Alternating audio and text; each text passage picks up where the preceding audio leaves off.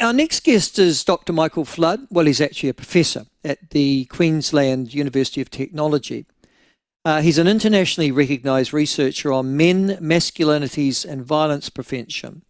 And he was recently interviewed in this country on the use or the term of the phrase toxic masculinity. Now, I've got to give you some sort of background to that.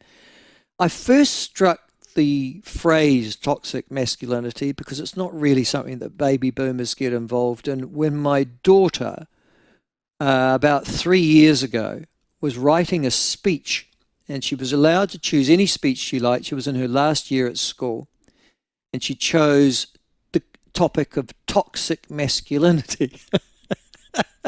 I said to Lucy, darling, why did you choose that topic? She said, oh, my teacher thought it'd be quite a good one. I went, oh, God. Let me guess, female English teacher. Yes. Oh, okay. But she said, I thought it'd be, and she'd just broken up with a boyfriend at the time, so regarded all males as toxic anyhow. So wrote the toxic masculinity. The reason I really asked her why you wrote the speech is I've always said to my daughter, know your audience, darling, because she then went and gave the speech. She went and gave the speech to the Wanaka Rotary Club, largely composed of, one would presume, elderly men like me. So it's like consequence, she was very disappointed that she only got runner-up because she thought she was so much better than the other person who talked about being positive. Small lesson learned. Anyhow, that's how I first got introduced to the concept of toxic masculinity. And when I asked her what she does, she unfortunately spent the next 10 minutes telling me.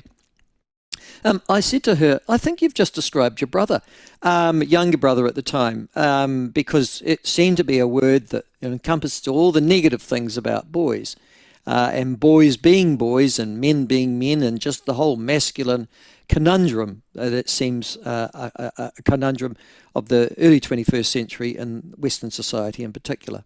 Well, Professor Michael Flood's written on it a lot. He says it's a confusing term, and that it is being used in many ways for not just a certain type of toxic male, but for many young men who, as a consequence, are facing isolation, depression, difficulty forming romantic relationships, and bullying. And they're not toxic at all. They need help, and branding them so is not helpful.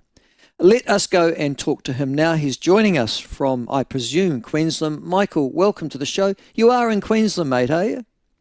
I am indeed. It's not living up to its reputation. It's cold and rainy today, but I am indeed in Brisbane, Queensland. Just before we get on to what we're going to talk about, obviously, and thank you for joining us, Michael. Now, you were in Queensland. It used to be, well, it was sort of a liberal national enclave for the coalition. They didn't do so well over the weekend. Strikingly, no. The opposition leader, Peter Dutton, lost his own seat, and of course the Liberals and the coalition did poorly nationally. It was an extraordinary result. I think a sort of fairly history-making result in terms of the proportion of votes that went to Labor. And I don't want to comment on the lessons one can draw from that, but certainly a striking political outcome for this country. We had our Australian correspondents on Friday, and obviously driven by or guarded by the polls, she was making the point that this will be quite close, and she wasn't sure. That seemed to be the wisdom going in. Did you think that as well? Look, I did, and so I was certainly surprised by the strength of the shift to Labor. I mean, I think one of the things that might be interesting for people in New Zealand to contemplate is, would a Trump-style politics have currency in New Zealand? Certainly some people are commenting that the coalition, the Liberal National Party's gesturing to a Trump-style politics, their war on woke and so on, actually fell flat in Australia and wasn't warmly received. And I don't know, what the case would be in New Zealand. Well, you've got a different electoral system, though. In fact, you've got the weirdest electoral system in the Western world, to be honest with you. It's just it's the worst of all possible worlds, including having a Senate. What the hell is that about? And then you've got your own, state governments as well. Listen, we could go on the craziness of that forever, but we won't. Listen, okay, well, thank you for that.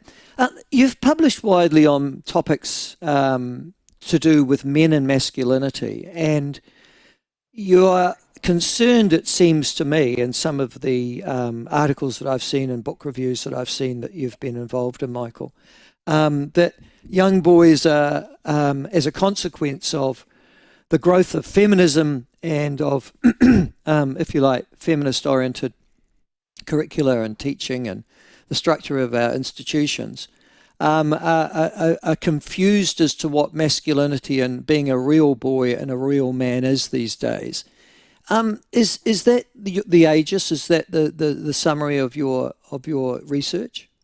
Look, kind of. I certainly think that boys and young men are faced these days with contradictory messages about how to behave. On Mm. the one hand, be sensitive, show emotion. On the other, don't be vulnerable, don't be a wuss. On the one hand, be an involved father, be caring and nurturing. On the other, prioritize your work, get ahead, be top dog, and so on. And I don't think this is the fault of feminism. I think it's the fault, I think it's really a reflection of the fact that our expectations of boys and men, so what you'd call gender norms, our expectations of boys and men, like those of girls and women, are shifting. They're in flux. But the good news, I'd be the first to emphasise that, in fact, most boys and young men are doing reasonably well. And, most boys and young men don't agree with what you might call traditional models of toxic masculinity. Most don't think, men always have to be tough, always have to be in control, have to be aggressive, have to respond to challenges with their fists. Most boys and young men, at least from Australian data, don't agree with that. 3/4 have more open-ended ideas about being a man. But I do think some of those more traditional, rigid ideas about being a man are limiting boys and men's lives. They make it less likely they'll reach out for help when they're suicidal or struggling, as some boys and men are. I think they're feeding into loneliness and a kind of a thinness in some boys and men's friendships, and certainly for a minority of boys and men, they feed into violence against girls and women, and violence indeed against other boys and men. Toxic masculinity. Although I did this 10-minute speech given to me by my daughter on it. Can you explain to me how you understand that term? What you understand it Yeah, to mean? absolutely. So look, I use the term masculinity in an open-ended way. Masculinity means the behaviours and the attributes expected of boys and men. So they can be healthy, they can be unhealthy, and indeed, if we look at some of what's expected of boys and men, that's good stuff. Be physically strong, be active, be a leader, be courageous. They are qualities that we might, endorse for everybody. But the notion of toxic masculinity is meant to suggest that one version of how to be a man, one set of expectations, is limiting. It's a bit like the term toxic food. It's not that all food is bad, all food is terrible for you. There's some food that's good for you, that's healthy, there's other food that's toxic. And the notion of toxic masculinity is meant to suggest the same, that there's one version of how to be a man that is limiting for boys and men themselves and that plays into, harmful behaviour against others. Why I tend not to use the term, though, is because it's so readily misheard as saying Yeah, there's something toxic about all men, there's something yeah, fundamentally wrong with that all men. That's yeah, not its intention, but that's often how it's misheard. yeah. It was originally the phrase, as I understand it, in actual fact, started in the men's movement of the 80s and 90s, and then found its way through to the feminists, and that's how my daughter came back to me with it. Um, Yes, the through her I'm teacher. Yeah. interested in the concept, though, Michael, of what I would describe as abnormal behaviour. I grew up in just so that you say, my childhood was in the 1960s. My adolescence was in and young adulthood in the 1970s. So it'll give you some idea of the generation that I grew up in.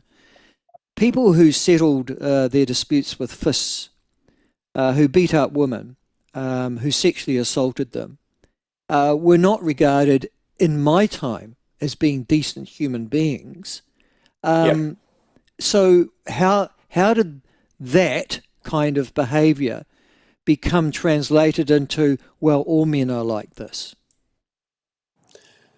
Yeah, look, I don't think anyone is actually claiming that all men are violent or all men, treat women badly. And in fact, every time I speak to audiences of women, I ask them, how many of you know men who regularly, treat the women and girls in their lives with respect and care? And the vast majority put their hands up. The vast majority of women, including feminist women, have men and boys in their lives they love and care for. But I think what's happened since the 70s and 80s is our recognition of the extent of domestic and sexual violence has shifted. There's now a recognition that it's not, it's not a very rare event, that there's a substantial proportion of women, maybe 10% or 30% or whatever, depending on the statistics, who are living with domestic or sexual violence, often by a partner or ex-partner, and indeed, a smaller but still significant proportion of men who are living with domestic and sexual violence as well, including by women or by other men. And so I think our understanding of what counts as domestic and sexual violence has broadened. So we recognise that the problem is a social problem rather than a tiny isolated problem.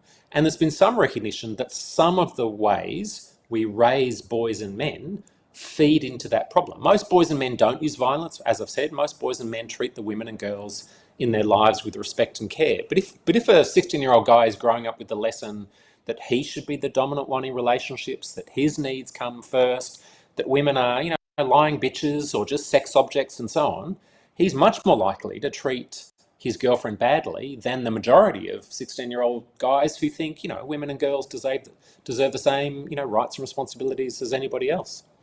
I don't know too many people like that. I'm obviously living with in the wrong generation and possibly the wrong socioeconomic group, or I associate with the wrong group of people.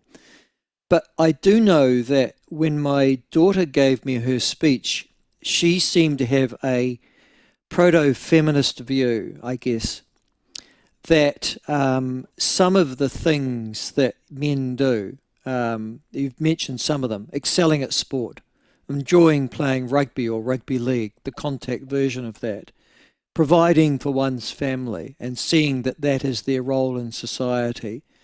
She considered some of those things to also be straying into the realms of toxic masculinity. And I guess that's the definition you've got problems with too.